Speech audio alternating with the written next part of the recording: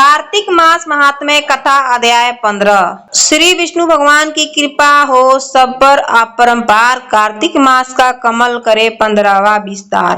राजा पृथु ने नारद जी से पूछा, हे ऋषि श्रेष्ठ, तब दैत्यराज ने क्या किया, वह सब मुझे विस्तार से सुनाइए। नारद जी के चले जाने के बाद जलंधर ने अपने राहु नामक दूत को बुलाकर आज्ञा दी कि कैलाश पर एक जटाधारी शंभु योगी रहता है, उससे उसकी सर्वांग सुंदरी भार्या को मेरे लिए मांग लाओ। तब दूत शिव के स्थान में पहुंचा, परंतु नंदी ने उसे भीतर सभा में जाने से रोक दिया, किंतु वह अपनी अग्रता से शिव की सभा में चला ही गया और शिव के आगे बैठकर दैत्यराज का संदेश सुनाया।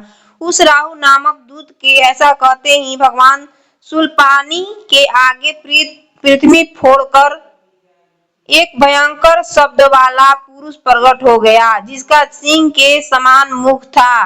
वह नरसिंह ही राहु को खाने चला। राहु बड़े जोर से भागा, परंतु उस पुरुष ने उसे पकड़ लिया। उसने शिव जी की शरण ले अपने रक्षा मांगी। शिव जी ने पुरुष से राहु छोड़ देने को कहा, परंतु उसने कहा, मुझे बड़ी जोर की भूख लगी है, मैं क्या खाऊं? महेश्वर ने कहा, यदि तुझे भूख लगी है तो शीघ्र ही अपने हाथ और पैर का मांस भक्षण कर ले। और उसने वैसा ही किया।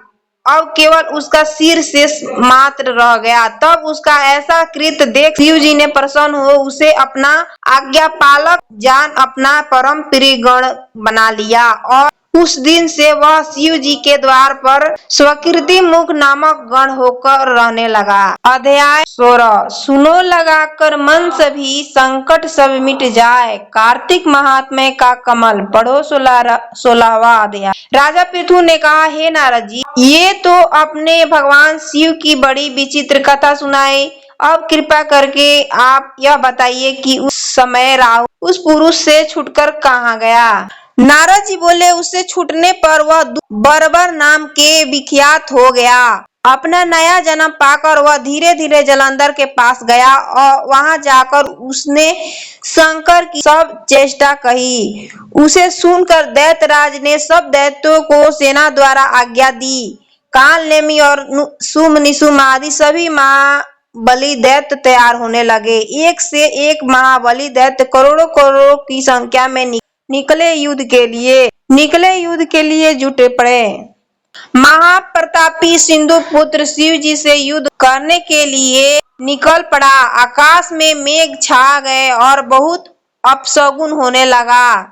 शुक्राचार्य और कटे सिर वाला राहु सामने आ गए। उसी समय जलंधर का गया, परंतु वह नहीं रुका। उधर इंद्रादि सब देवताओं ने कैलाश पर शिव जी के पास पहुंचकर सब वृत्तांत सुनाया और यह भी कहा कि आपने जलंधर से युद्ध करने के लिए भगवान विष्णु को भेजा था। वह उसके वशवर्ती हो गए और विष्णु जी लक्ष्मी सहित जलंधर के अधीन हो गए हो उनके घर में निवास करते हैं।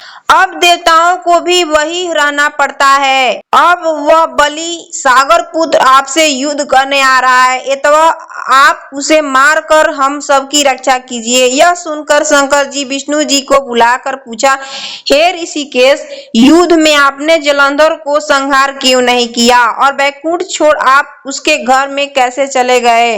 यह सुनकर भगवान विष्णु ने हाथ जोड़कर नम्रता पूर्वक भगवान शंकर से कहा, उसे आपका अंशी और लक्ष्मी का भ्राता होने का कारण ही मैंने नहीं मारा। यह बड़ा वीर और देवताओं से अजय है। इसी पर मुग्ध होकर मैं उसके घर में निवास करने लगा हूँ। विष्णु जी की ये वचन सुनकर शंकर जी हंस पड़े। उन्होंने कहा, हे विष्णु, आप यह क्या कहते हैं? मैं उस दैत्य जलंधर को अवश्य मारूंगा। अब आप सभी देवता जलंधर को मेरे द्वारा ही मारा गया जान अपने स्थान को जाइए।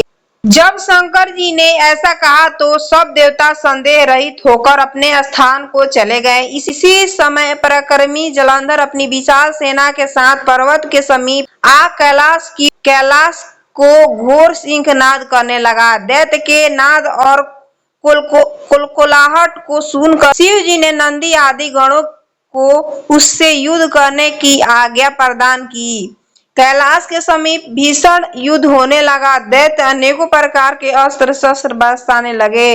बेरी, मृद, शंख और वीरों तथा हाथी, घोड़ों और रथों के शब्दों से शब्दादित हो पृथ्वी कांपने लगी।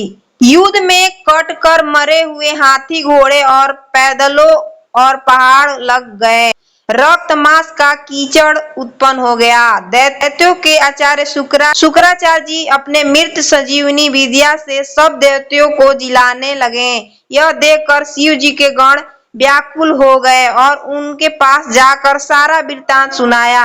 उसे सुनकर भगवान रुद्र के क्रोध की सीमा न रही। फिर तो उस समय उसे मुख से एक बड़ी भयंकर किर्तांत उत्पन्न हुई, जिसकी दोनों जंघाएं ताल वृक्ष के समान थी। वह युद्ध भूमि में जा सब असुरों को चर्वण करने लगे और फिर वह शुक्राचार्य के समीप पहुंची और शीघ्र ही अपनी योनि से गुप्त कर लिया। फिर स्वयं भी अंतर्ध्यान हो गई। शुक्राचार्य के गुप्त हो जाने से दैत्यों का मुख मलिन पड़ गया और वे युद्ध भूमि को छोड़ भागे। इस पर शुंभ, निशुंभ और कालनेमी आदि सेनापतियों ने अपने भागते हुए वीरों को रोका। शिव जी के नंदी आदि गणों ने भी, जिसमें गणेश और स्वामी कार्तिकेय जी भी थे, दैत्यों से भीषण युद्ध करना आरंभ कर दिया। अगर मेरी वीडियो अच्छी लगी हो तो चैनल को लाइक, सब्सक्राइब, दोस्तों को शेयर कर देना। धन्यवाद। राधे राधे।